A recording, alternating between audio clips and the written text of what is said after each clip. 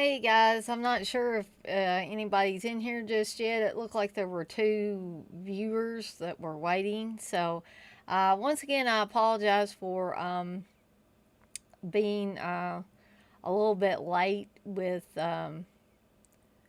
getting started here. And I just now noticed that my logo is gone again. I don't know what's going on with the uh, some of my stuff here, so I'm going to see if I can get my logo back if I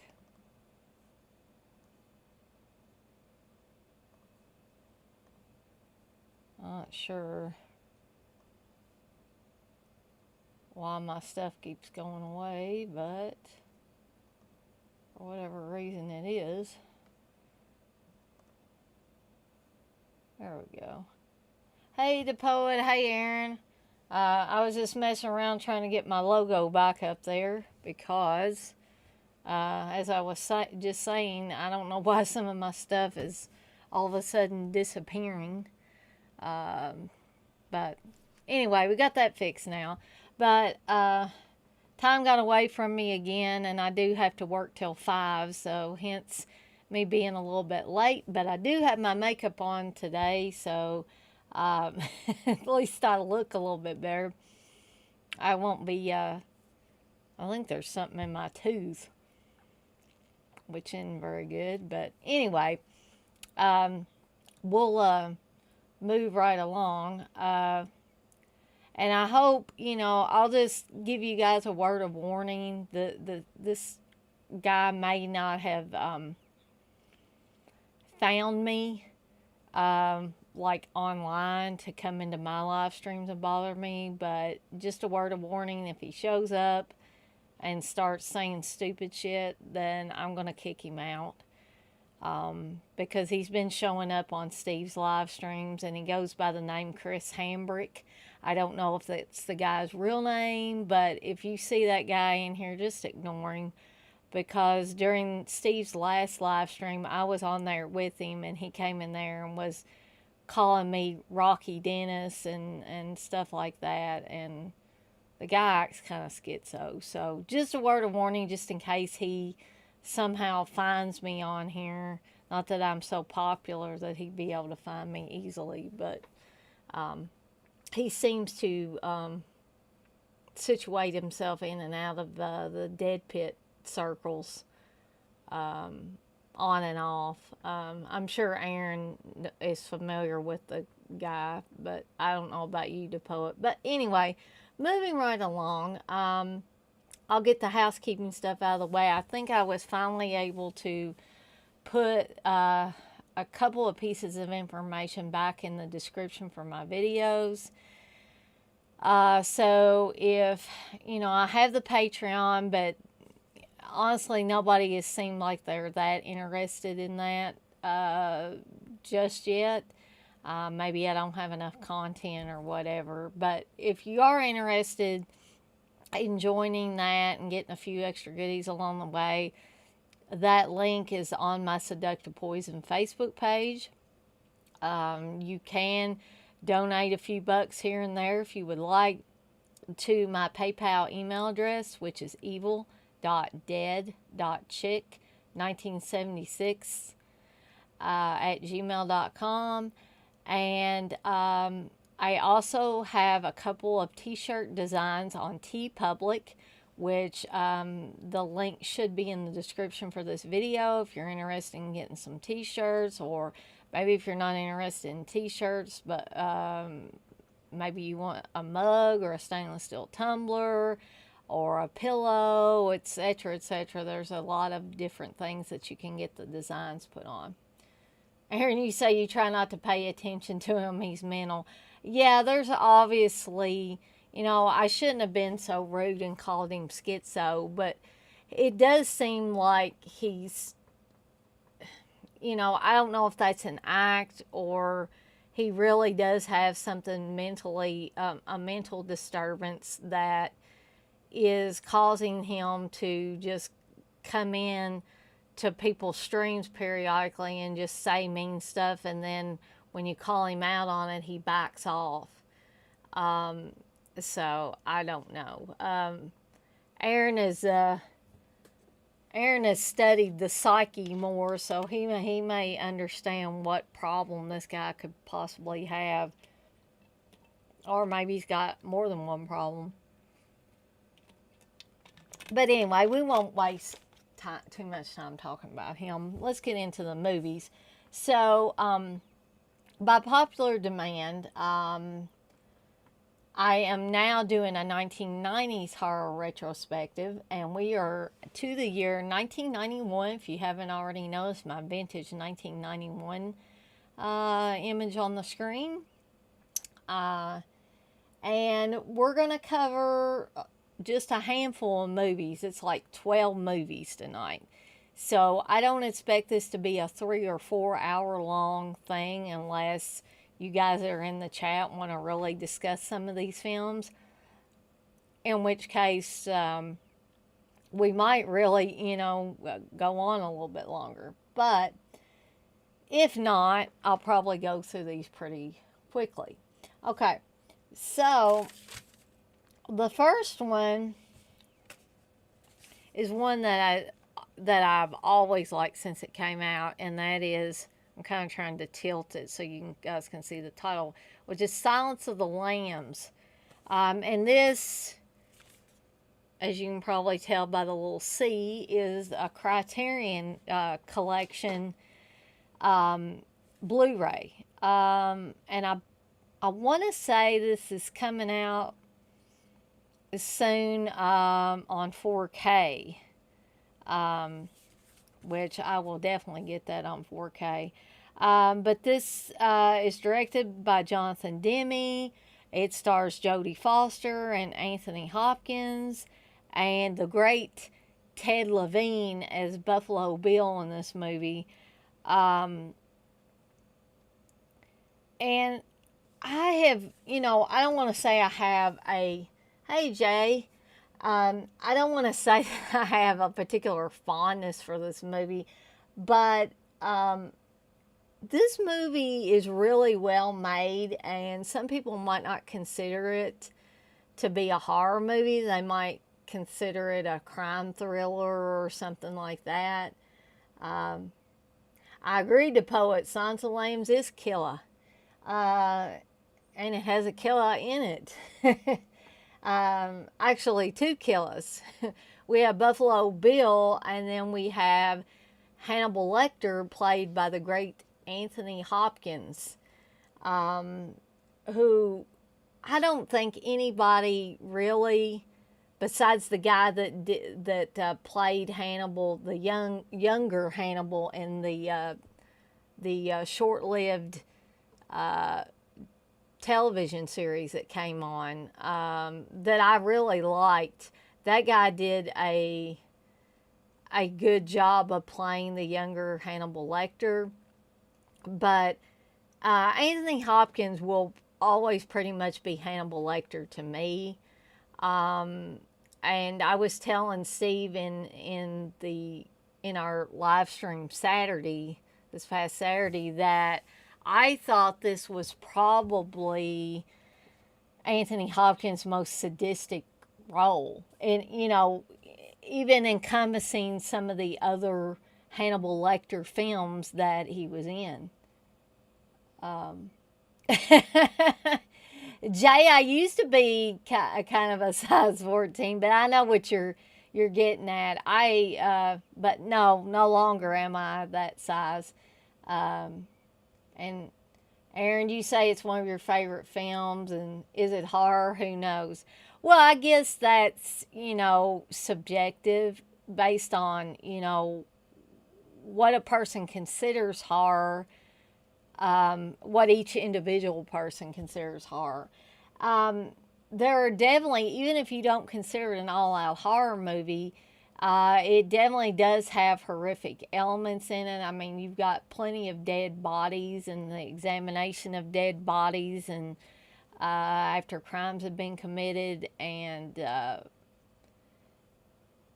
just, I mean, I don't feel like Silence of the Lambs pulls any punches. I mean, it's raw and it's almost realistic, like in the forensic stuff. That's what I feel like it's most realistic in. And I think before making this movie, they must have studied up on serial killers and stuff like that to look at their particular motivation and stuff like that. Um, but there were a couple of scenes, and I mentioned this briefly on Saturday in Steve's live stream, that there were a couple of things, and I usually watch this maybe once or twice a year, but I seem to have forgotten a couple of little bits of information that really, I guess, resonated with me.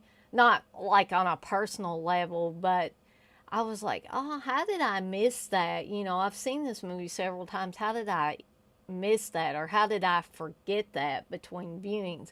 And one of the things I will mention, and the other thing happens near the end of the movie, and I don't want to give that twist away in case there are some of you in here or some of you that may watch this later that haven't seen it.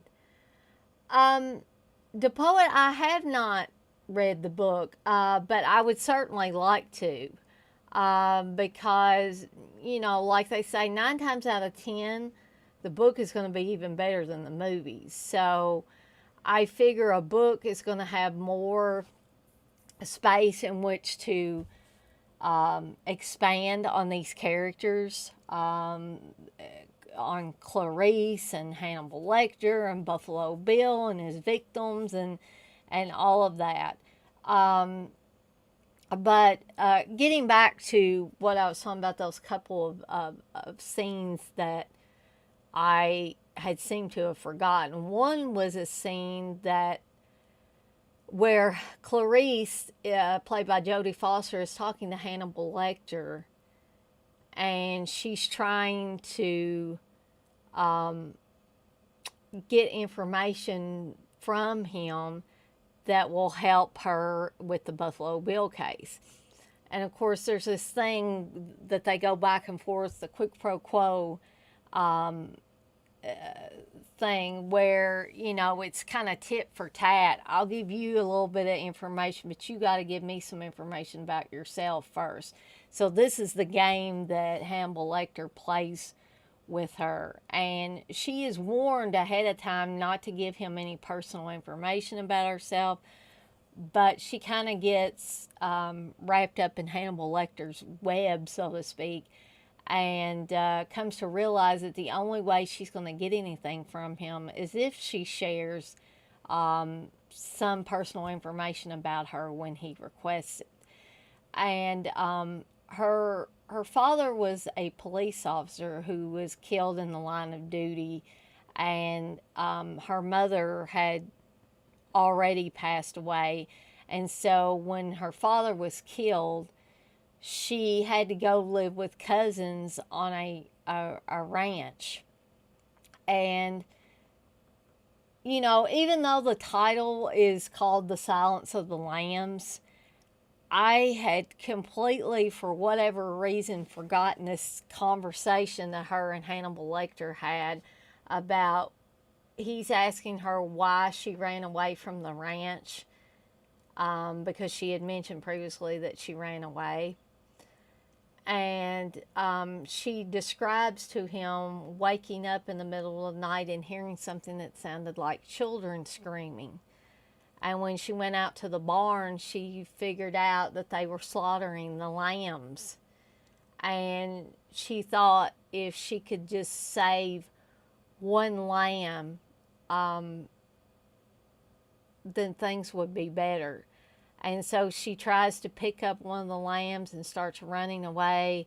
But she says the lamb got so heavy, and basically she gets caught, and they take the lamb back and they end up slaughtering it anyway. But I found that whole scene deeply disturbing and also poignant as well, because you see in that one scene that one story that she's telling, that's why she became or wants to become the FBI agent, and that's why she's at the academy and all of that. I mean, all of that stuff, her father getting killed, the lambs being slaughtered, all of that culminated in her going to the FBI academy to become an agent, and why she worked so hard to get where she was, and ultimately why she wanted to solve this Buffalo Bill case. And you talk about strong women characters. I think Jodie Foster pretty much cemented that with Clarice. Being as I have not read the book, as I told the poet, I'm not sure how strong they made Clarice in the book, but I'm kind of eager to find out. And I like strong women characters in movies. You know, there's some guys, like some of the guys I work with at the library in computer services, they have a problem with movies making certain women characters strong characters. And I haven't ever been able to understand that. Because I think strong women characters are important. You can't always just have only the men be strong characters. Sometimes it's not even adults that are strong characters. It's children or teenagers or even young adults that have to be the strong ones, while everybody else is falling by the wayside. So again, I never really understood that. For instance, they were talking, I know this is off topic of horror movies, but I just wanted to give an example of some of the stuff that they talk about. And they were talking about the new Suicide Squad movie that just came out not very long ago. And they were complaining that Harley Quinn all of a sudden knew how to use all these guns and weapons. And I'm like, well, big deal. They're trying to make her a stronger character, or maybe a force to be reckoned with. And I like the Harley Quinn character. I don't see anything wrong with making her strong and resourceful. They had other problems with the movie, but that is one particular, I guess, flaw that they in particular found. But anyway, back to Silence of the Lambs. I am going to look into reading the book because I tend to forget sometimes, even though I work at a library, that a lot of these movies are based on books.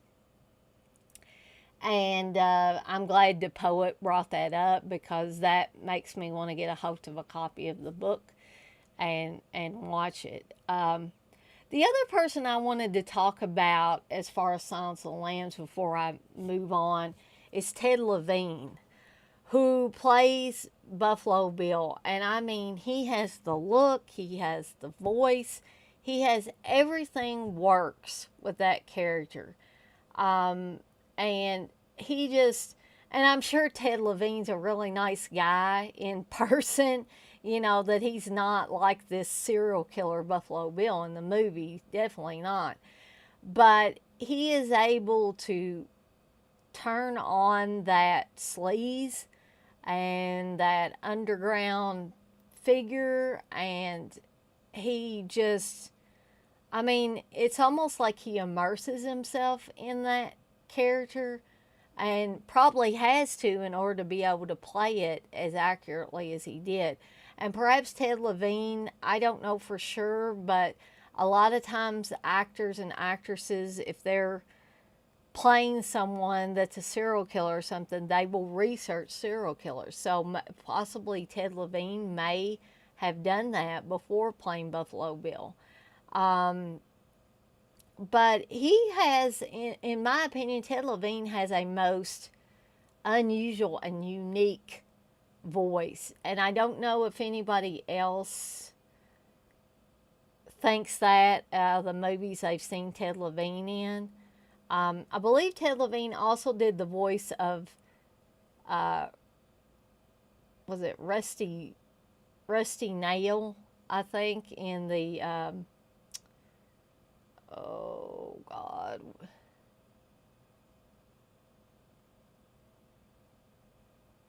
you think it's his voice more so than anything that works towards everything. Yeah, I mean, but just the way he plays.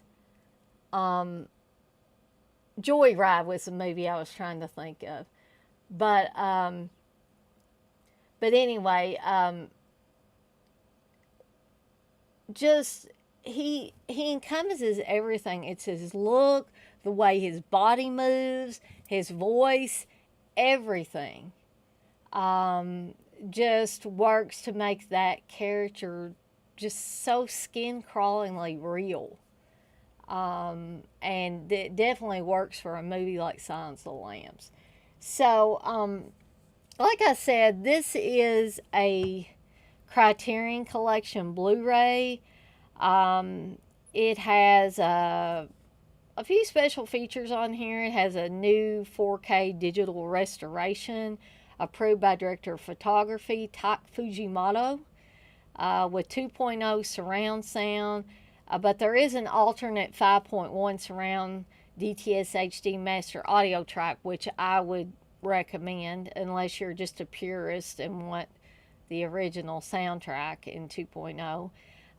You get audio commentary from 1994 featuring director Jonathan Demme, actors Jodie Foster and Anthony Hopkins, screenwriter Ted Talley, and former FBI agent John Douglas, who John Douglas has written, I think he's written several books about the FBI.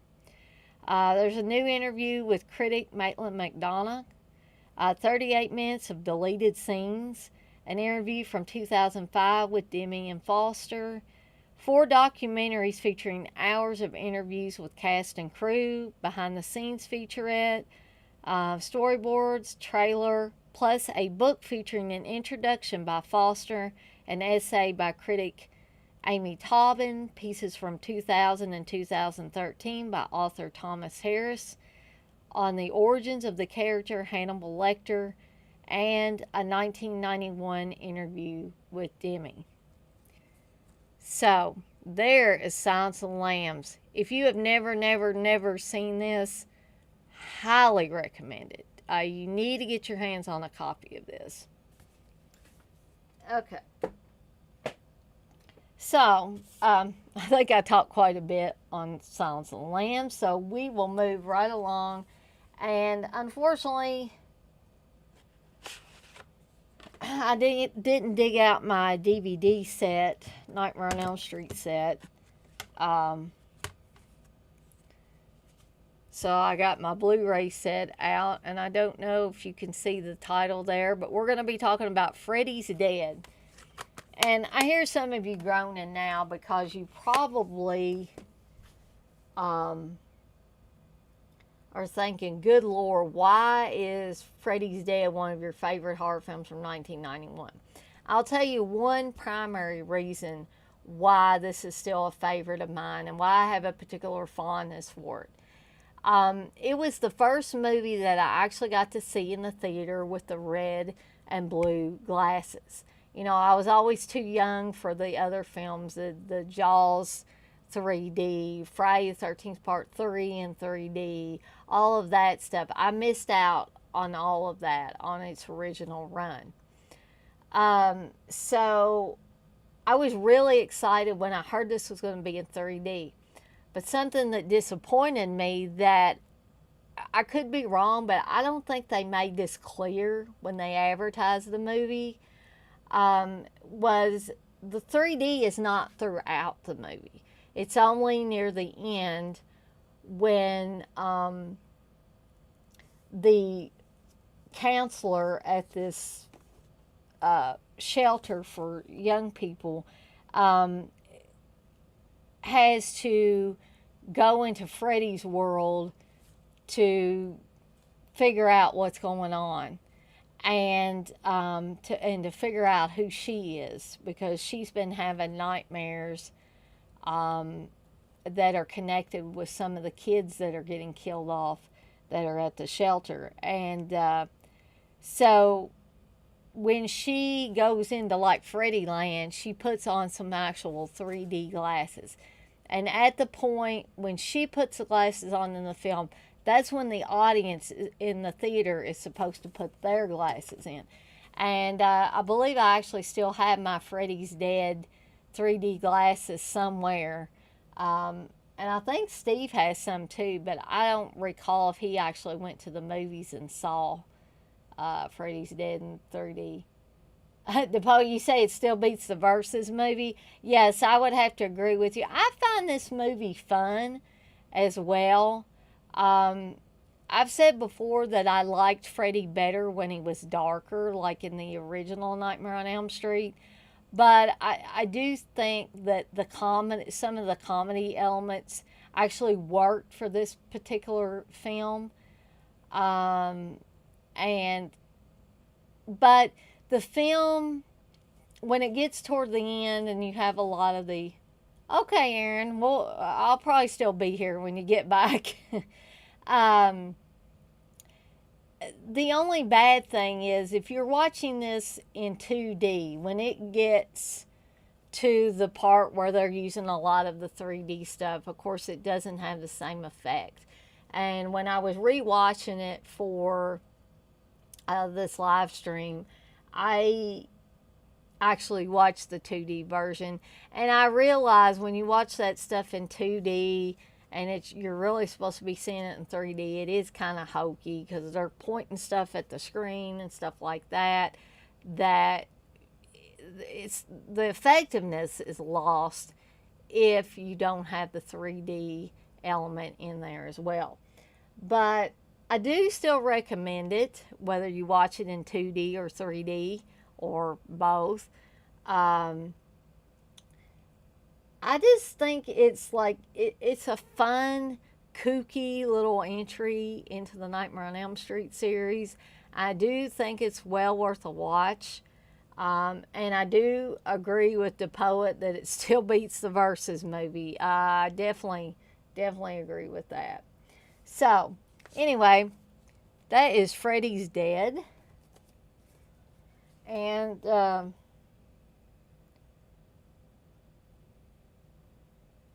I think, yeah, let me talk about these before I go to the next one. The special features on the on Freddy's Dead, you get 4 featurettes: 86th, Hellraiser, Rachel's Dream, and 3D Demise. Theatrical trailer, and that looks like it's about it. Now, on this set here, this is not really one of those top of the line sets, but you do get a 5th disc in this one that has over 3 hours of special features, including the retrospective Fear himself, the life and crimes of Freddy Krueger, 2 episodes from the Freddy's Nightmares TV series, It's a Miserable Life and Killer Instinct, Welcome to the Primetime Featurette Gallery, and Conclusions Featurette Gallery. So there is Freddy's Dead. Okay, so the next one is a Wes Craven entry, and that is The People Under the Stairs. And you know, actually it has been years since I watched this, and I've forgotten how much fun really that this movie is.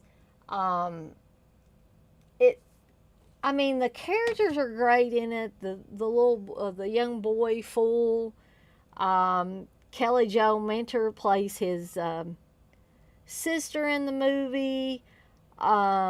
It's very, I guess, urban, I guess you would call it. Ving Rhames is in this.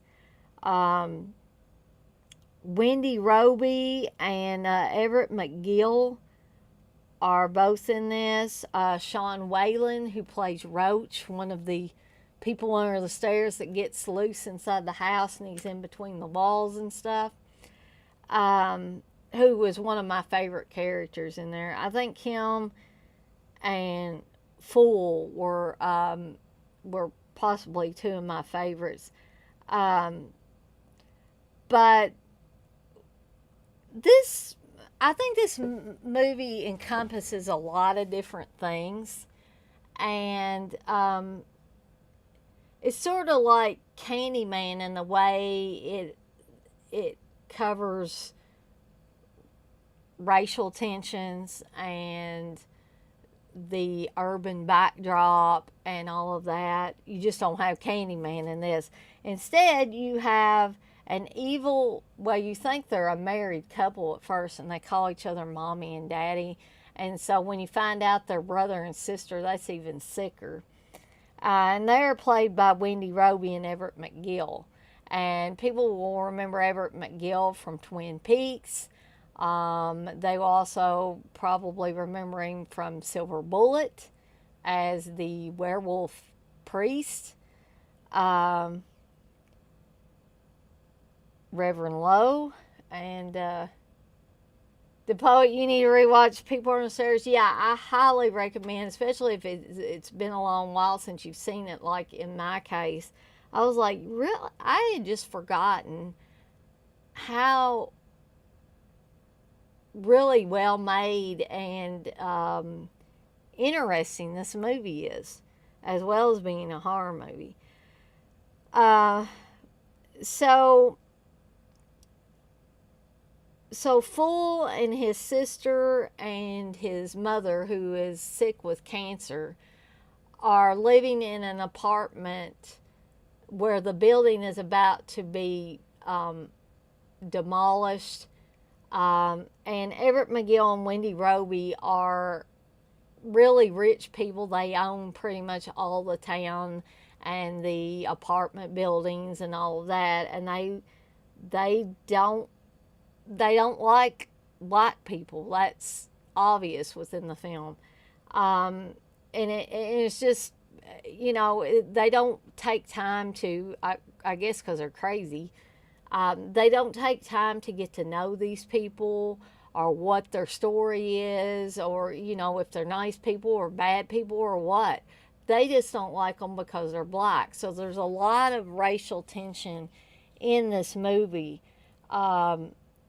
Because they want to kick out all these poor people, and there's some white people too. It's not just the black people. They want to get rid of all what they consider lower class people, and just kind of pretty much take over. So Fool gets mixed up with Ving Rhames' character, who's pretty much a petty thief and a pimp, and but he, I think in a way he has a fondness for Fool, but sometimes the side of him that makes him steal and be a pimp and all that stuff kind of makes him forget what's really important. And there are a couple of scenes in the movie where he, like he's hiding in a closet or something and says, no room, and kind of just locks Fool out, because what they end up doing is Ving Rhames' character and his buddy are planning on ripping the house off where Everett McGill and Wendy Roby are living. And they take Fool with them. And so Fool dresses like a Boy Scout kind of and tries to figure out a way to get into the house, and he strikes out. And so Ving Rhames' friend or associate or whatever ends up saying, you don't send a boy in to do a man's job. And so he dresses as a gas meter guy and says that he needs to come in and check their gas meter in the house. Well, that's bad luck for him because he ends up dead because of that. So then Ving Rhames and his character and Fool end up in the house looking for their buddy, and they find him and he's dead. And of course when when Everett McGill and Wendy Roby's characters come back to the house, because they leave and then they come back, they find out that they've broken into their house, and so they have a dog named Prince that looks like a Rottweiler or something, and they send the dog after him. And Fool does his best to protect Ving Rhames' character, so I don't. That's why I get so upset when like they're trying to hide, and Ving Rhames finds a place to hide, and he's like, "Sorry, fool, no room," and just closes the door. And it's like leaves the kid to fend for himself. And I'm like, what kind of person does that? He's just kind of saved your life 2 or 3 times already. But Everett McGill and Wendy Roby also have a girl that you think at first is their daughter, but it turns out that they've been kidnapping kids for years, and they must have kidnapped the girl, who looks to be maybe 14 or 15, possibly a little bit younger. They must have abducted her when she was either a baby or a small child. And so she grew up thinking she belonged to these people, and they abuse her. Like, if she feeds they say she's been feeding the things in the wall again. They, beat her and punish her, and like think she's having sex with all those boys that are in the walls or under the stairs, whatever way you want to look at it. And they put her in like really super hot water in the bathtub and start scrubbing on her, so she's all red and screaming. And just very abusive and very dangerous people. But I won't give everything away in case, I try to be considerate in case, even if a movie's come out years and years ago, that doesn't necessarily mean that everybody has seen it. So I don't want to give everything away for you. But I will again say that I think this is a really good horror film. I highly recommend it. If it's been years since you've seen it, like it was for me, definitely go back and give that one, give this one another watch. Really good Wes Craven movie, in my opinion. So that's The People Under the Stairs. I don't believe there's any special features on this DVD to speak of. The movie is a little bit longer than some of these that we're talking about tonight, at an hour and 43 minutes. But it doesn't really seem that long because it's a good movie. Okay. So the next one, I have loved this movie since it came out.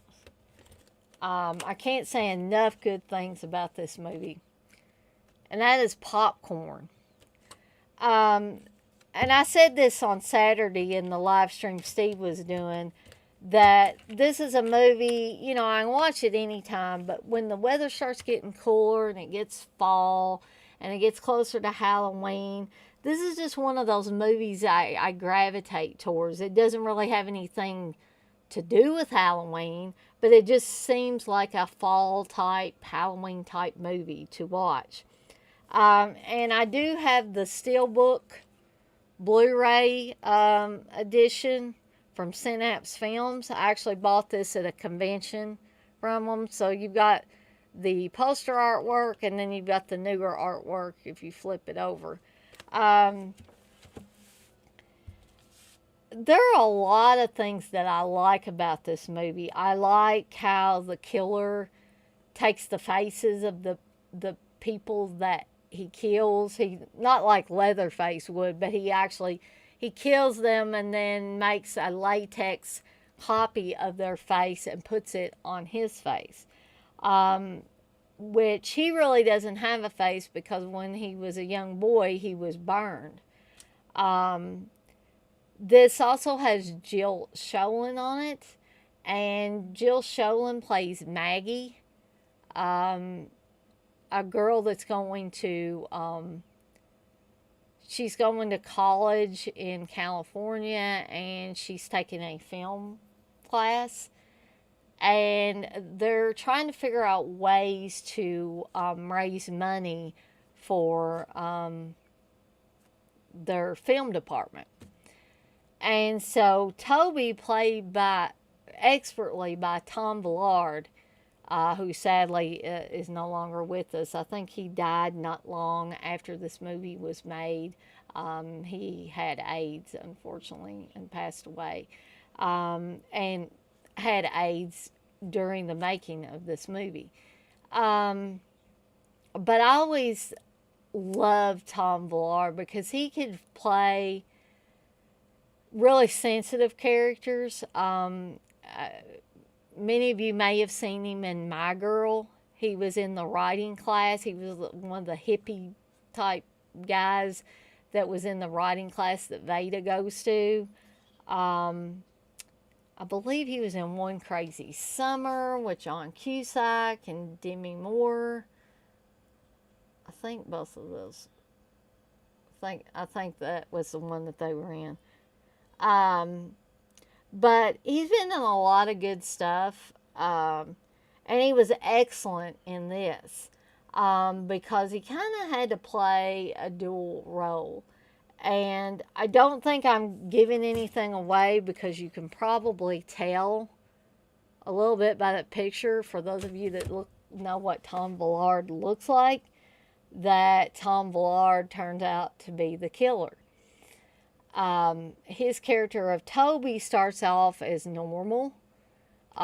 Just another one of the people in the film class and wants to help the film department.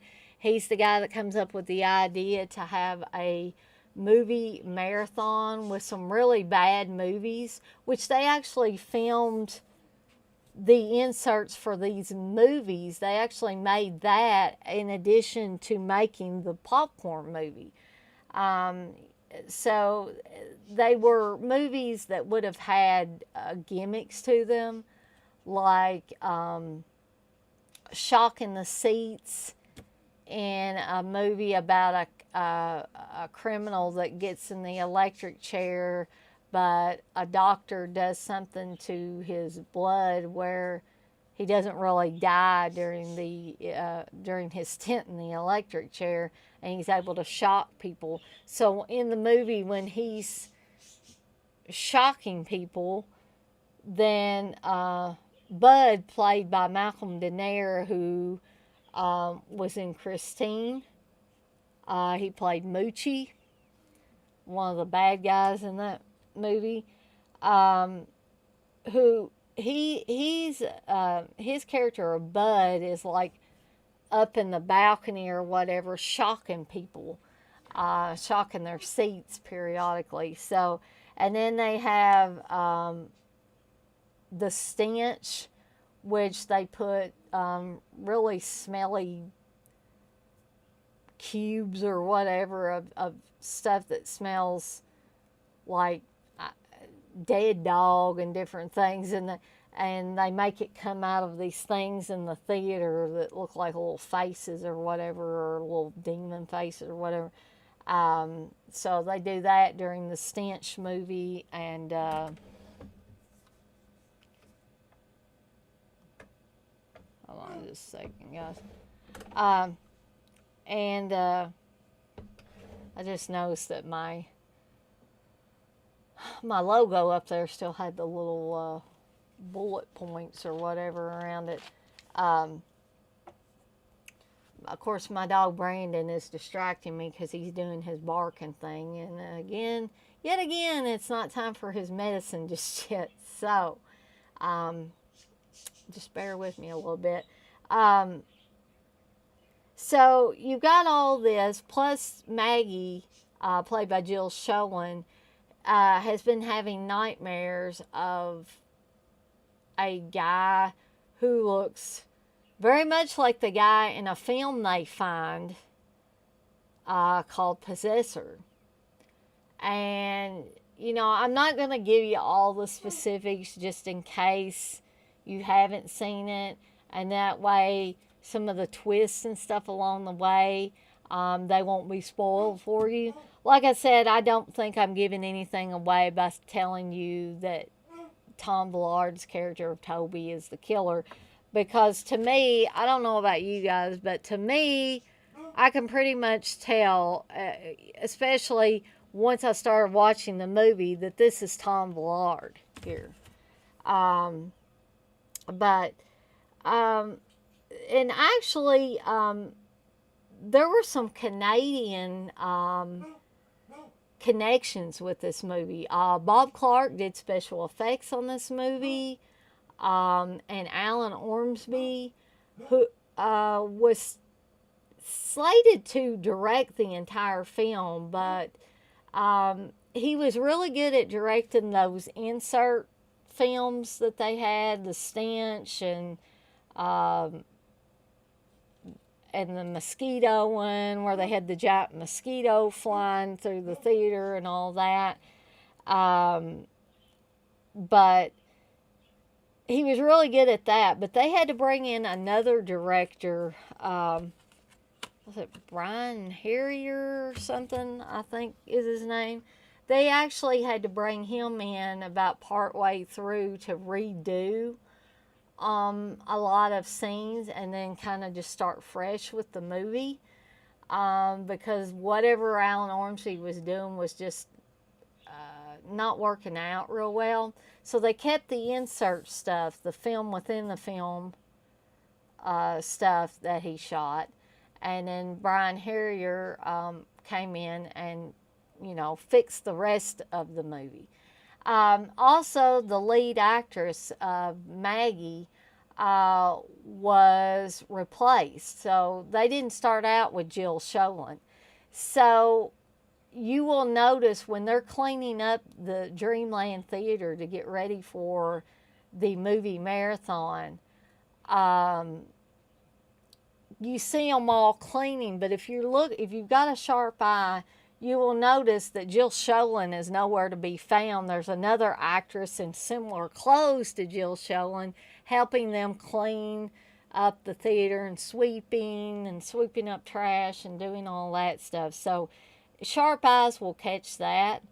Of course, they do talk about that in the featurette for the movie.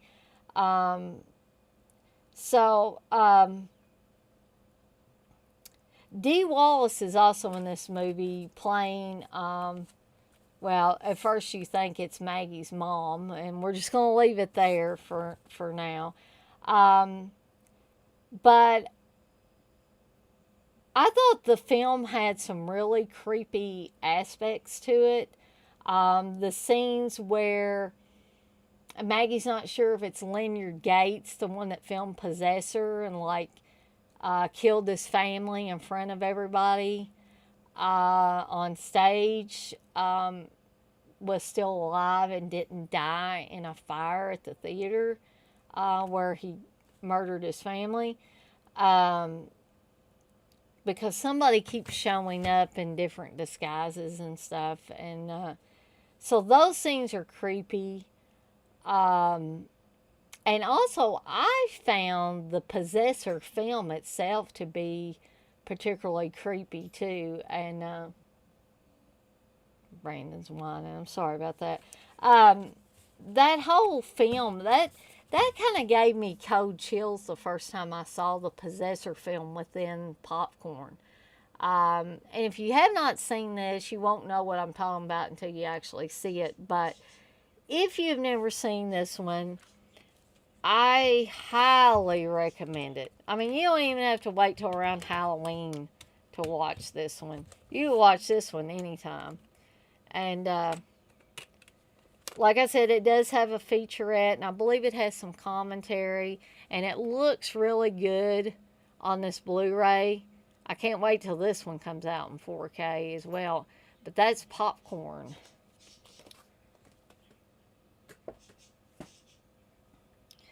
Okay, so moving right along is another one that I've probably not seen it since I was a kid. And I've always had a fondness for the Omen movies in general. And I want to say that the first time I saw this one, I saw it on TV. And that's Omen 4, The Awakening. And I'm not sure. This one wasn't particularly bloody or anything. So I'm trying to figure out if, I mean, it's not rated, but I'm trying to figure out if it was specifically made for television. Now, really, the only problem I had with this movie, and I had totally forgotten about that until rewatching it, was how hokey some of the music was. Pretty much all the music, except for the inserts of that demi-vu kind of music from the original Omen. I mean, that stuff was good, but the rest of the extra music just seemed sort of hokey to me. And again, you would have to watch this to see what I mean. So Damien Thorne is dead. And if you remember from the other Omen movies, Damien Thorne was the little boy that grew up to be Sam Neill in Omen 3. So this one was right after the final conflict. And so a couple who are wanting to adopt a child end up adopting a girl named Delia.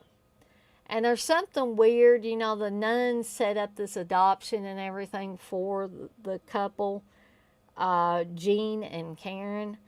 And at first they don't realize anything is up. But, of course, they take her to be baptized and she screams and carries on. And then the priest that performed the baptism ends up dying under suspicious circumstances. And basically, anybody that crosses Delia from a New Age woman who is her nanny for a short time to a private investigator who's trying to help Karen figure out what the secret is behind her daughter. Because as things go on and on, Karen discovers some weird things about Delia. And at first, her husband doesn't believe her. He thinks she's just overstressed and tired and all that. But as in other Omen movies, a series of bizarre accidents occur. And so finally, they discover the truth about Delia. Evidently, Delia is carrying a twin inside, or was carrying a twin inside her. And the doctor and a bunch of other people, it's sort of like Rosemary's Baby. Everybody's in on this, pretty much. And so the doctor is in on it, and what he ended up doing was taking the twin out of Delia and putting it into Karen. And Karen has a baby, and that baby is pretty much the seed of Damien Thorne. As well as Delia, but I think what they were getting at was the boy baby was going to grow up to be the Antichrist. Delia was just kind of the catalyst that set everything in motion. I thought overall the movie was good. It's actually directed by two different people, Dominic Olsen and Gerard, who I believe did did he do Halloween 5 maybe? Or am I wrong about that? And it was also directed by George Montesi.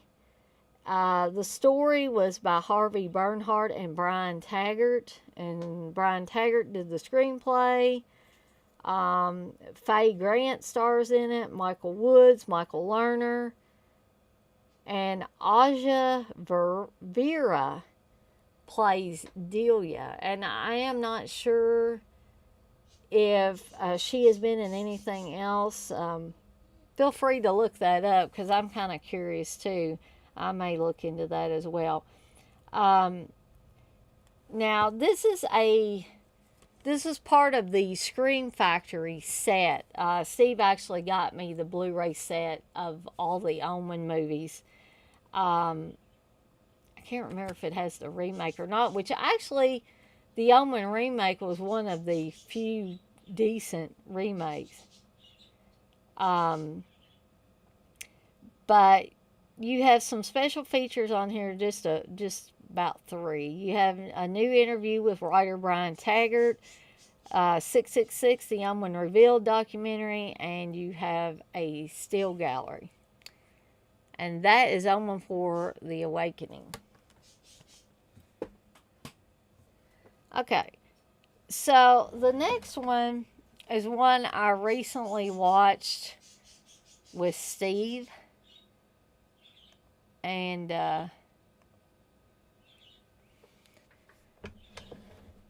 this is All American Murder. And All American Murder is, I had never heard of this movie before, and it's got the great Christopher Walken in it. And I don't really want to give too much of the story away because to me, it's got so many twists in it. I don't want to spoil it for anybody that has not seen it. But basically, this boy gets kicked out of every college that he's went to. And it's not really that he's a bad kid, he just makes bad choices sometimes. So he ends up at this one college and befriends and becomes romantically linked with the girl that you see right there on the photo. And that is it Josie Bassett, or I always want to get her mixed up with the the older Bassett. But anyway, she was on Mikey as the blonde neighbor who Mikey gets a little infatuated with. But she's also in this as well as the love interest, pretty much. But so there's some murders going on campus, and the boy that got in so much trouble and got kicked out of all the other colleges, of course, he's the prime suspect. And like I said, there are so many twists in this, and Christopher Walken is just awesome in it. I mean, from the first scene he's in to the last scene he's in, he really propels this movie along at breakneck speed. And I just don't think there's any role that Christopher Walken can't do. He's good at playing the sensitive roles like he did in The Dead Zone and The Deer Hunter and stuff like that. He's good at playing these oddball characters like in Pulp Fiction. He's also good at playing like tough guy cop characters who just seem slightly off kilter, like in this movie. Guys, can you just let me go away for just 1 second because Brandon is getting really, really annoying. So I'm going to put the lovely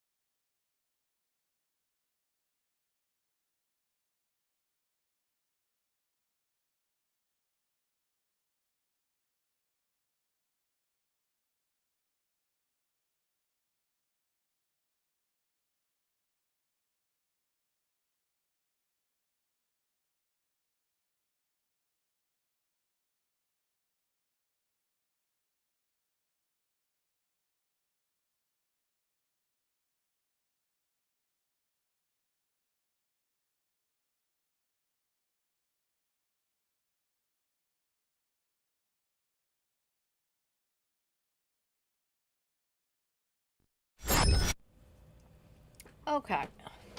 Sorry, guys, that I had to step away for a little bit, but you guys are probably used to that by now because I invariably have to do it just about every live stream. So, anyway, I think I've got you the basic plot of All American Murder.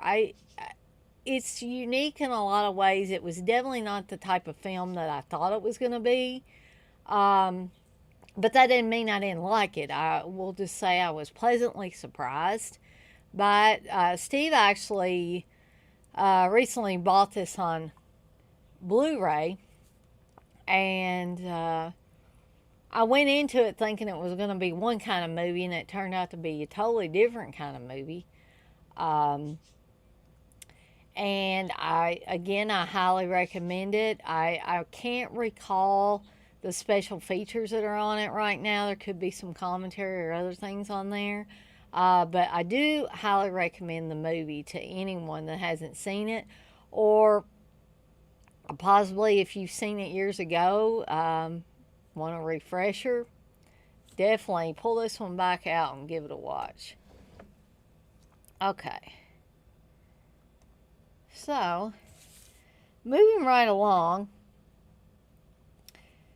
is another one that it's been a little bit, not a long while, since I watched it, but that's Cthulhu Mansion.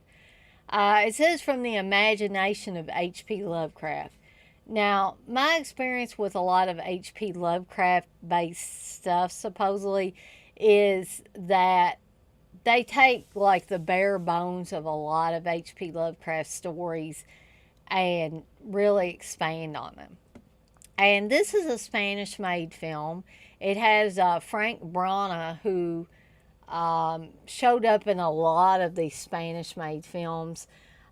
He played one of the cops opposite Christopher George in Pieces, which was directed by Juan Piquer Simon. Now, Juan Piquer Simon didn't direct this one, I don't think, but he did write it.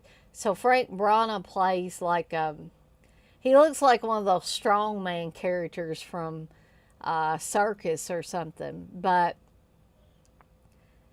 the movie might be a little confusing to those that have never seen it before. The beginning parts that show a lot of black and white film of a magician and his wife in happier times. Of course, it also shows the death of his wife when he's doing a magic trick. She gets burned alive accidentally during the trick. X-Ray, you say you heard of this? No, it doesn't really have Cthulhu in it.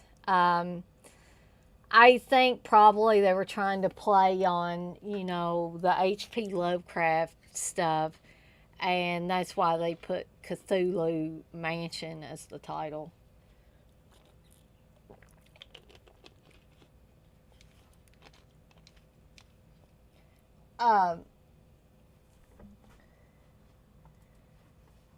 Now, didn't they do Dunwich Horror? Wasn't Dunwich Horror a movie with, gosh,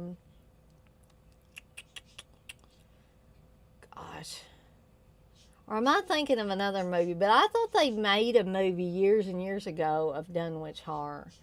Mountains of Madness I'm not really familiar with, but I thought they had made a film of Dunwich Horror. But I want my giant octopus monster action.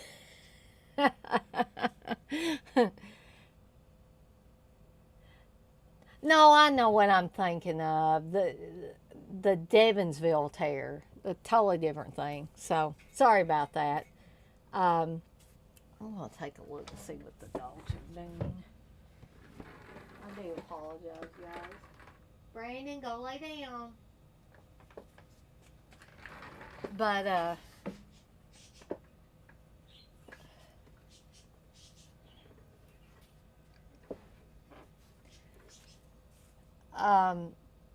Yeah, that's the thing, X-Ray. I don't think a lot of um, stuff that's supposedly based on H.P. Lovecraft is faithful. Even Reanimator and stuff like that that I really, really enjoy. Um, I think they added so much to it that you can see very little of the original H.P. Lovecraft story there. Um, and I do agree with you that very few of his stories are long enough for movies. So they really pretty much have to add something to them. Um, you said, like the ending in the story, it had scientists hunt down a giant invisible man eating monster. Don't think they've done that yet. No. Um, but in this story, you start out with the accident that happens during the magic act, and the magician's wife is burned alive. And then uh, then it moves forward, and his daughter is older, and she's his assistant now and helps him with his magic tricks. And Frank Brana is, of course, an assistant or helper as well.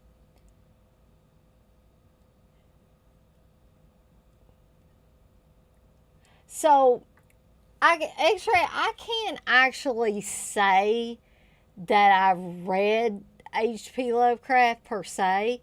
So, I always figured that, at the time period that H.P. Lovecraft wrote things like Herbert West Reanimator, um, that the things weren't that splattery and gross and all that. But like I said, I can't actually say that I've sat down and read H.P. Lovecraft.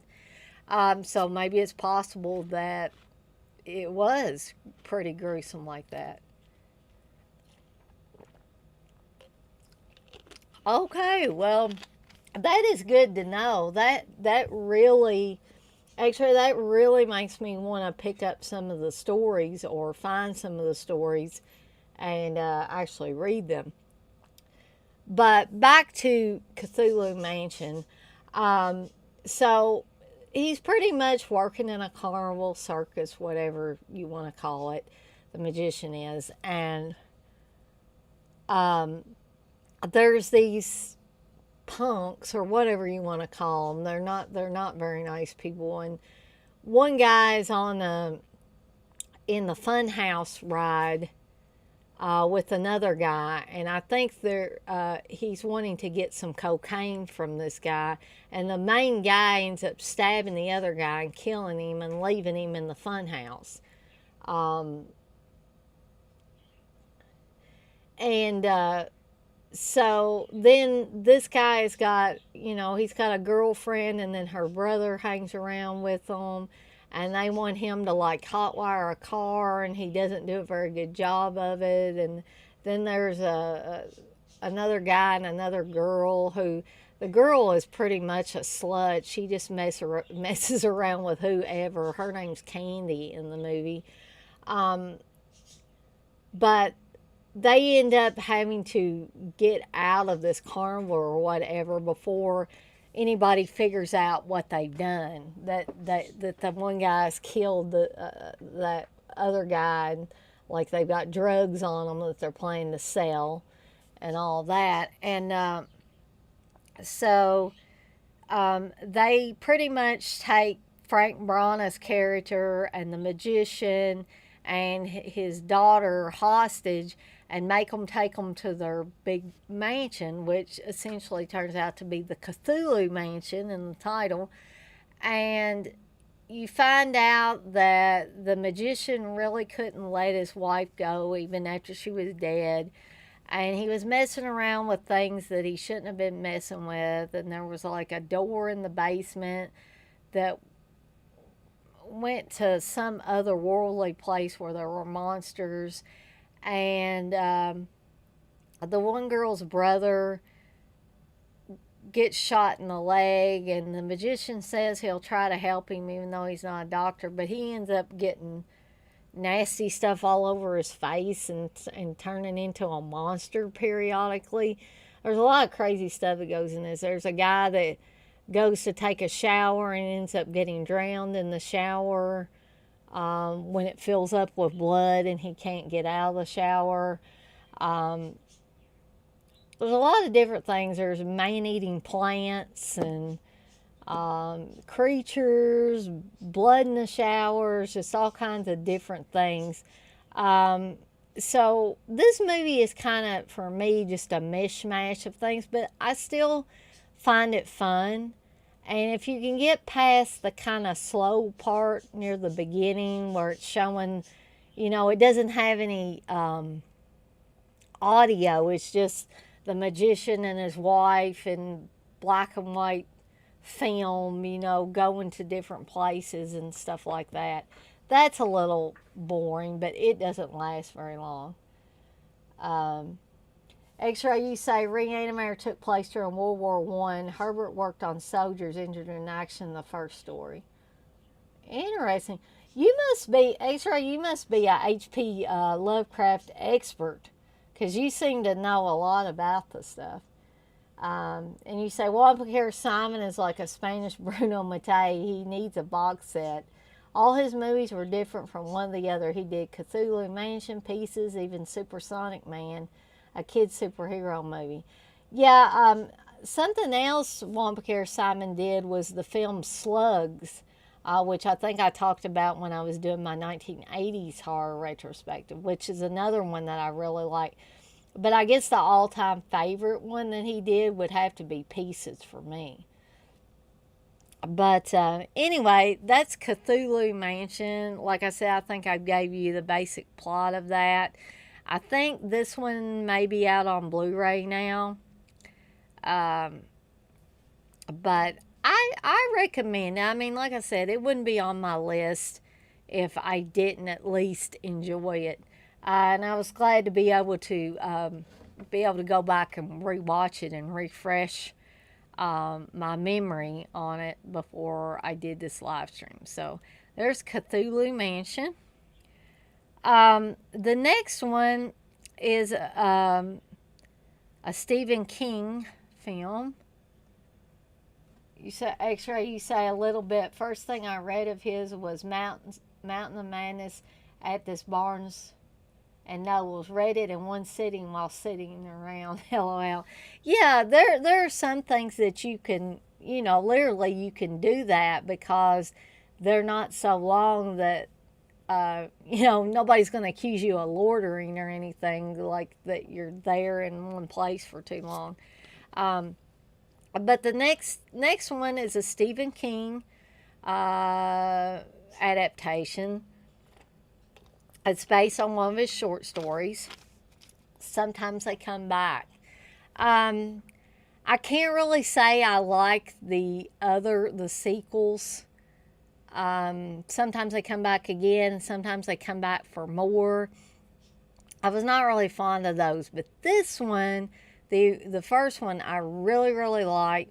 It has Tim Matheson and Brooke Adams. Robert Russler is even in here as one of the bad punk kids in this. And William, is it William Sadler? The one that was on the Bob Newhart show, and he's also been on a lot of other television. He was even on some weird little horror film that I may have talked about before, Savage Weekend. He had a very bizarre part in that one. I don't think it's related. I mean, no, it's not related to Stand By Me. But X-Ray, I was going to talk about this, so I'll go ahead and talk about it. It has the feel of Stand By Me, that nostalgic feel for the past, the 50s and 60s and stuff like that, because pretty much that was Stephen King's time period growing up. And I feel like, even though this is not Stand By Me, this film has horrific elements, but at the same time it has poignant elements as well. When Tim Matheson's character of Jim Norman is talking about losing his brother at a young age, his brother was stabbed by some punks in leather jackets and stuff when they were kids, and ended up dying. And then his parents were so overcome with grief that they pretty much fled the town and took Jim with them. But Jim is a teacher, and he has to come back to the town where his brother died because it's the only teaching job he could get. And he was teaching in Chicago, and he had some issues. I see some correlations, not really strict correlations, but I see some correlations between Jim Norman's character and Jack Torrance's character. They both had pretty much lost their temper in a school setting, and had subsequently lost jobs because of that. But kind of where they veer off is, I think, or there's two ways they veer off. I believe Jack Torrance's outburst was a little more violent than Jim Norman's was. And also, Jack Torrance was suffering from alcoholism, and there's no indication that Jim Norman's character is an alcoholic.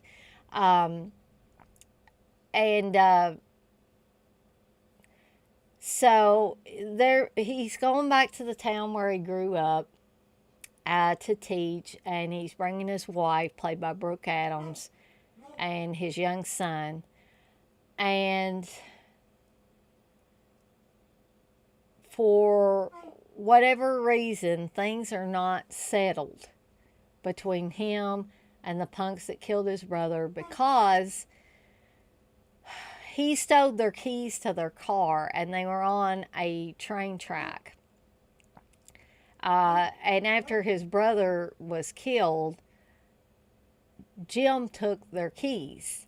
And they got in the car and then realized that they didn't have the keys. The train runs over their car and burns them all up. So, needless to say, the three punks, but William Sadler's character, of course, of Mueller, got away then. And he's probably the least evil of the four total. So he didn't get killed in the original accident. So he's still living in that town, and he kind of joins forces with Jim at some point to try to get rid of the punks. So they're not at rest because they want to settle the score with Jim for taking their keys. And I do apologize. The dogs are getting all carried away. They want to settle this score with Jim because they look at it this way: he's the cause of them dying. So what they do essentially is they slowly are killing off his students, and every time one of his students is killed off, one of the punks will take their place in the class. So Jim is getting more and more unnerved by these punks from his past showing up now. And at first his wife doesn't believe him. She thinks he's losing control again. And slowly everybody comes to realize that, yes, this is what's going on. But I think the small town life, the poignancy at which, the way that Stephen King shows small town life and how it was in the 50s and 60s, and probably some of his own feelings, nostalgic feelings came into play when he was writing the story. And I think this is a pretty faithful adaptation to the story. It's been a little while since I've read the story, but I feel like it captured the elements that really matter in that story. So again, this was one that the first time I saw it, it was on TV. But then there was a video version of it that came out that had, and then DVD as well, that had extra stuff. Like when one person gets killed, they cut them all up, and you see them throwing the body parts off of the bridge into the water, and things like that. So, I mean, you don't actually need all of that to enjoy the movie, because I enjoyed it just as well on television without the extra violence. Something else I want to bring up, this is directed by Tom McLaughlin, who directed Friday the 13th Part 6. He directed One Dark Night. He did a bunch of stuff. So I appreciated this. To me, this was a little bit of a different turn for him. So, and maybe a slightly different type of film for him. And I think he did an excellent job of directing it. And as usual in his films, his wife does show up as a counselor, psychiatrist, or therapist, something like that in the film. So you can be on the lookout for her. But anyway, that's Sometimes They Come Back. The next one, and I do realize in the 90s there were two different films with Campfire Tales as their title. I am going to cover both of them, but the one I'm going to cover tonight, of course, is the one from 1991. The other is from 1997. Hold on just a second here. Thought I had this one. Oh, I have it in the. Didn't have. I got so used to clicking on the pictures over here. I actually have a physical copy of this on DVD.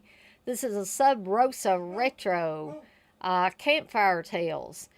And I will be honest with you, this one is a little bit more low budget and hokier than the Campfire Tales from 1997.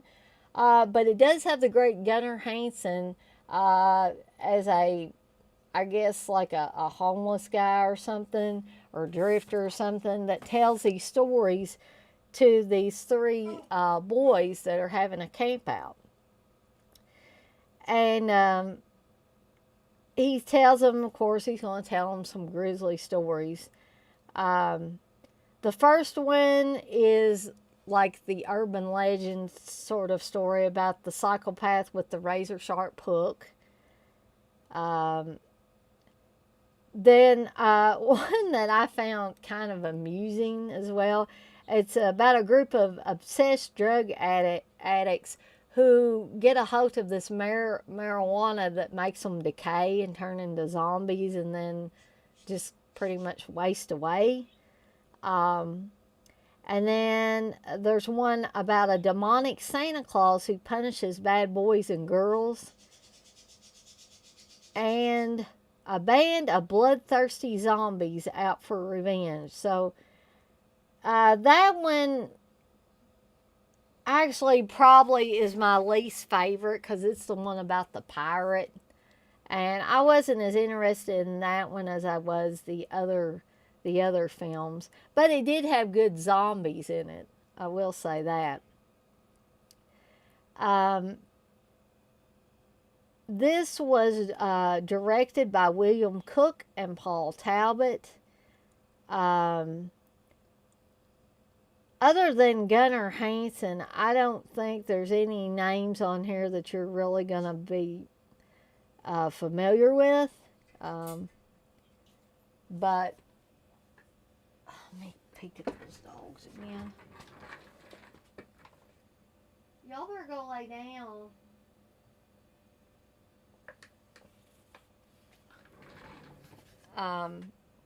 And I don't even know if Sub Rosa Studios is still around. I suspect not, because I really haven't heard anything from them. They do call this a special edition DVD. It says it includes the uncut movie, a bonus short film, Tenets, with commentary. I don't think I've watched that. I probably need to. Audio commentary by film journalist Mike Watt, storyboards, and more. And so that is Campfire Tales from 1991.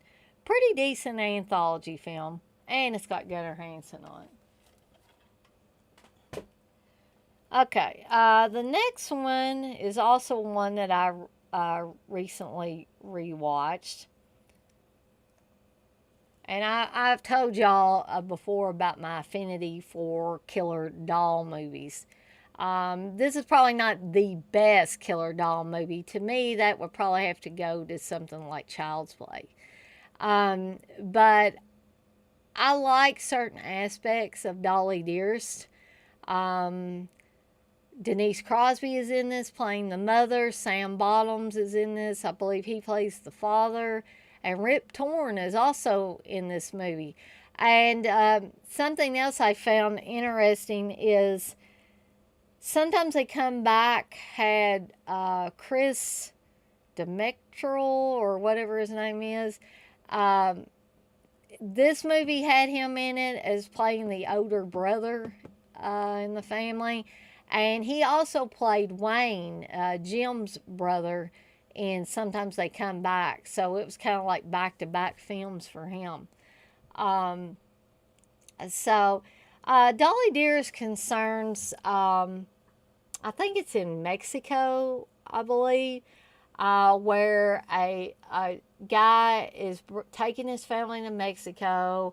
He's going to reopen this factory where somebody made these famous dolls.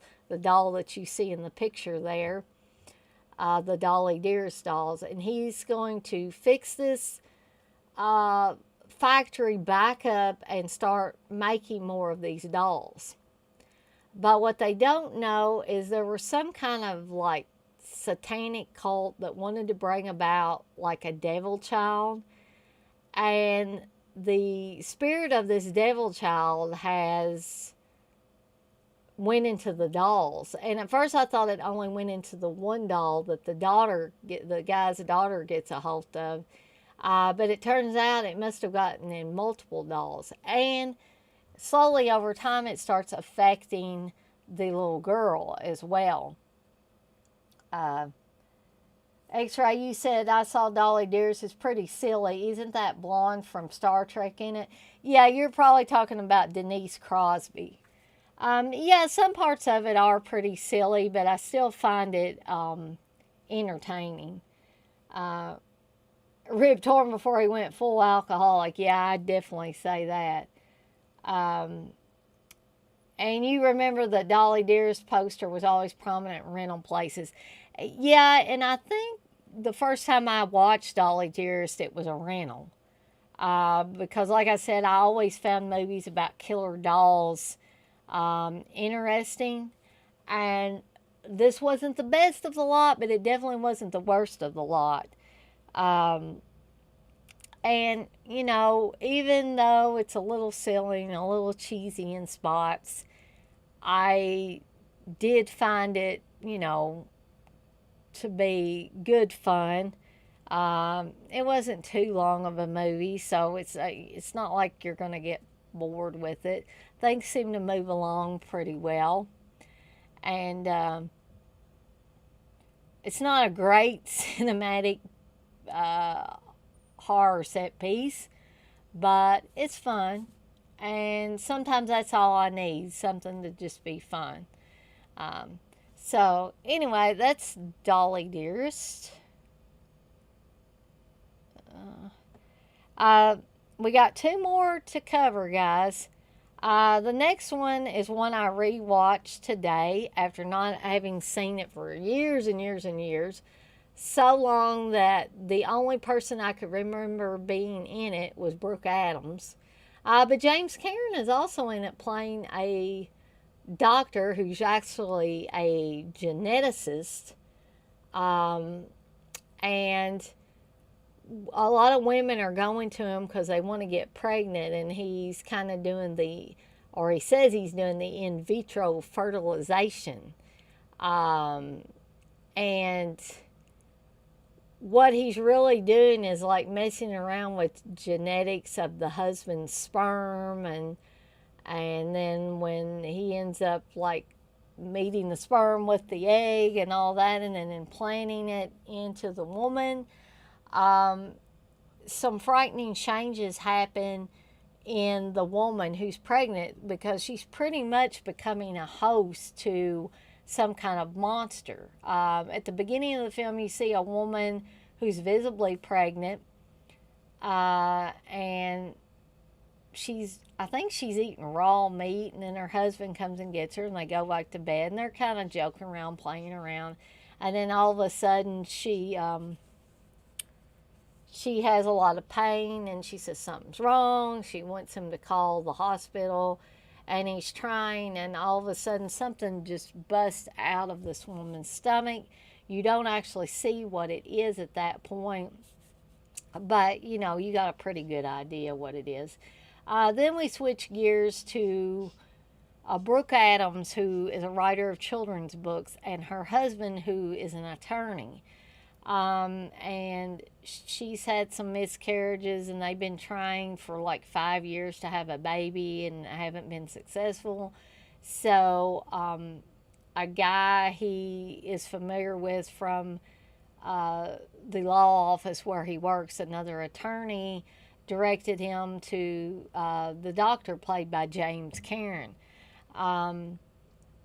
And they had been able to get pregnant. Their first son was mentally retarded, and then they decided they wanted to have another child, despite what happened with their first child.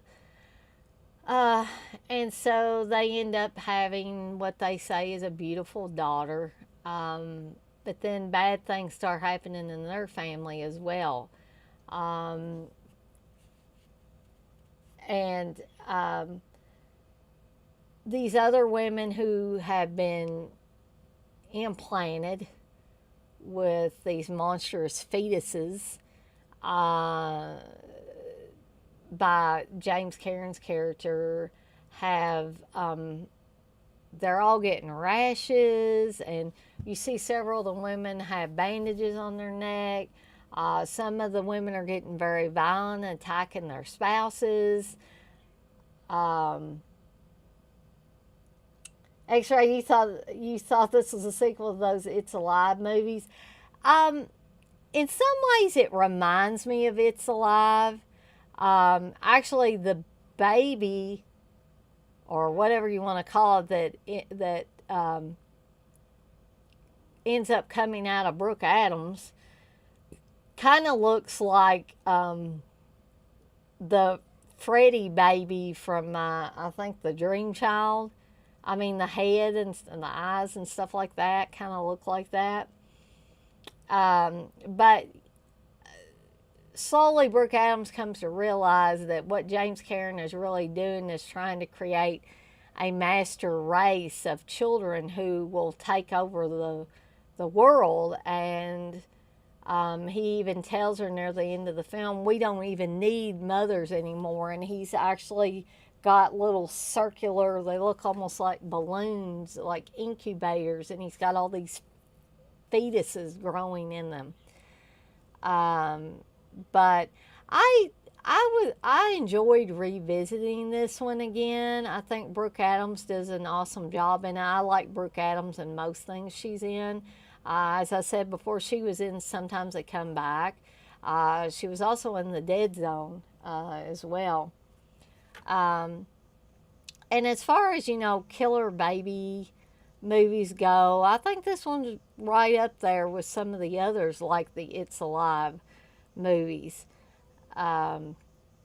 So anyway, that's The Unborn. There are several movies with The Unborn title. I think there was one in 2009, and I think there was even one after a little bit after that that was called The Unborn. But this one we're talking about is the one from 1991.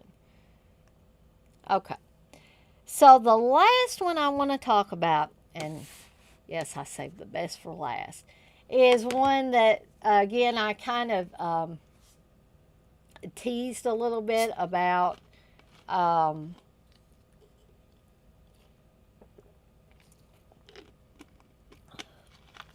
Excuse me here.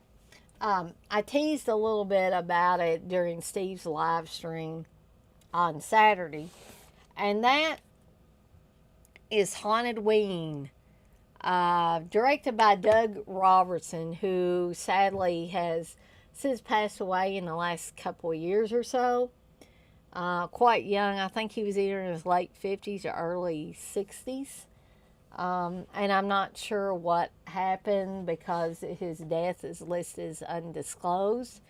So I don't know. He could have had an illness for a long time, passed away, could have had cancer, any number of things. But I have always loved this movie. This is a movie that I discovered for the first time at my local video rental store, and I'm sure the reason why my local video rental store bought it was because, of course, we're in Kentucky. This movie was filmed in Kentucky, Tennessee, and at Western Kentucky University in Bowling Green, Kentucky. So Bowling Green, that's actually where my brother and sister-in-law and my nephews live now. So it's just, I don't know any other horror movie that has, that had a release like this that was filmed on the campus at Western. So, or some of it was filmed on the campus at Western. And that was just always really intriguing. Now, honestly, the first time I saw it, I did not realize that that's where it was filmed at. I discovered over time more and more about this movie. I have tried numerous times to connect with some of the actors and actresses in this movie to see if they would do interviews, like for my Blood Type magazine and stuff, but don't really get any response. A lot of them will accept my friend request on Facebook, but they won't respond when you ask for interviews with them. Now, I don't think it's because they don't like the movie or they're ashamed of the movie. I guess they're just really busy and just don't have the time. A lot of them have left the movie business and are doing other things. Like Brian Blakely, who's the main guy on here, he is I don't know if he does the sports or what for a news channel. And I think Blake Pickett did a few more movies, and of course Brad Hanks, who I have a particular affinity for, and I would love to be able to track down that guy. It was said at one time that he became a lawyer in Louisville, and that after they did this movie, he went to law school. But I've tried to track him down as far as Louisville and could not. And it seems that he has moved to Clearwater, Florida now. So I hope he's not I hope he's not involved in Scientology or anything like that, because that would be really sad, because I love that guy. And Steve always says that Brad Hanks, who they said he really sounds that way. That is his real accent, because he is from Kentucky. But Steve always says he sounds like Aaron Fry or Uncle Bill from Dead Pit. And of course, I'd have to let you guys watch the movie to make that determination for yourself. But anyway, this movie concerns an accident that happened at a haunted house. Eddie Berber, when he was a kid, ended up accidentally killing a girl, and then for whatever reason, he cuts off her head and then runs away from the haunted house that his family runs. So his mom finds him and says, Eddie, we got to go away for a while. So then it fast forwards 20 years later to Eddie being at this cabin with his mother, and he's getting the firewood and stuff, and his mother has a heart attack, and he, of course, freaks out, and then he says, time to go home, Mama. And so they go back to Kentucky. I think the cabin stuff was what was filmed in Tennessee, I believe. So a lot of the fraternity house that is used was an actual fraternity house on the western or around the western campus. That fraternity house has since burned, so it's no longer there. But sharp eyes and people that are familiar with Western Kentucky's campus will notice some of the exterior scenes, especially when they're handing out flyers for the haunted house, that actually take place on Western's campus. And my sister-in-law works in the offices at Western Kentucky University, and I always like to periodically, when I watch the movie, I'll take screenshots and show them to her or tag her in them on Facebook. And one time she told me, oh, I see the building that houses the office where I work. So I found that very interesting as well. It also means that things probably haven't changed much on the campus since this film was made. So then it switches gears again after Eddie tells his dead mother it's time to go home. He puts her in the van and they leave. It goes to the Western campus and the fraternity that was used. And the fraternity's in trouble because they owe their charter or whatever over $3,000 in dues. And if they don't get it to them by a certain amount of time, they will drop them as a fraternity. So they decide to have a fundraiser, Hellraiser, where they have music by the side, and Steve always laughs. But I think the band, The Side, is actually pretty good in the movie. And they do the Haunted Wing song as well. But they have this fundraiser, Hellraiser, and charge everybody $3 to get in. But they still don't make enough money, and so they end up coming across the old Berber house where they had the haunted house at the beginning, and the guys are like, oh, this would be a great haunted house and we could make a ton of money and all that. So a stranger, who it turns out to be Eddie Berber, brings them the key because the place is all boarded up and locked up and stuff, and they think they can't get in. So he brings the key, gives it to Brad Hanks, or just Hanks in the movie. And so they end up fixing it up for this haunted house, and they have this haunted house. Well, Eddie Berber returns, and he sneaks in there and makes his own kill room, and then kidnaps some of the kids that are doing the haunted house, and actually starts killing them for real. And people at first think it's part of the haunted house, and although it's one of those things. But I really like this movie. It's another one that I could watch anytime, but in particular, I always watch it around Halloween. And I'm not even sure if you can get this 20th anniversary edition anymore. There used to be hauntedwing.com, I believe, that you could go to, but I think Doug Robertson pretty much ran that, and with him passing away, I'm not sure if anybody is upkeeping the site, But before he passed away, I decided to go to the site and see if I could buy a copy of the 20th anniversary. And I was able to. I wish I had known that if you asked that Doug Robertson would sign those for you. But in any event, I was able to get one. And the great thing about this is not only do you get this cool movie that was filmed in Kentucky, but you get a 45-minute documentary, The Making of Haunted Ween, a photo album of the cast and crew. You get director and producer running commentary, which is really, really good. Scene titles and jump to feature Haunted Ween, the music video, and the original movie trailer.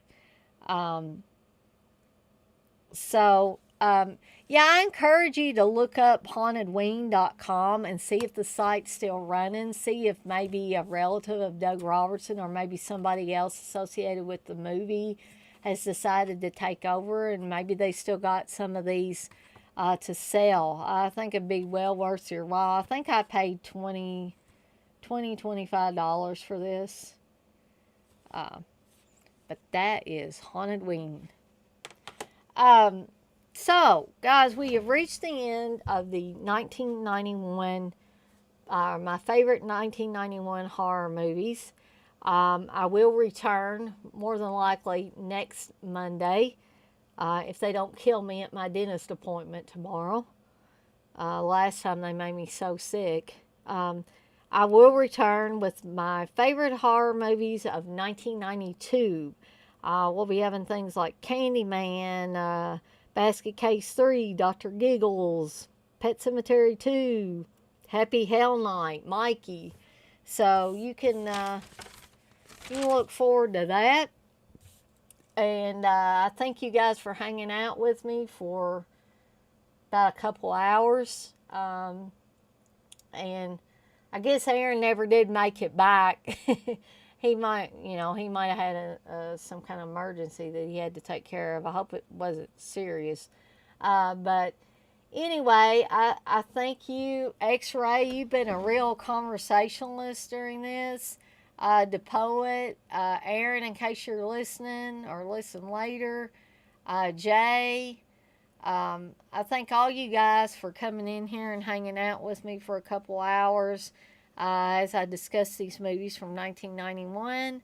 And I hope to see you guys next time. Thanks again.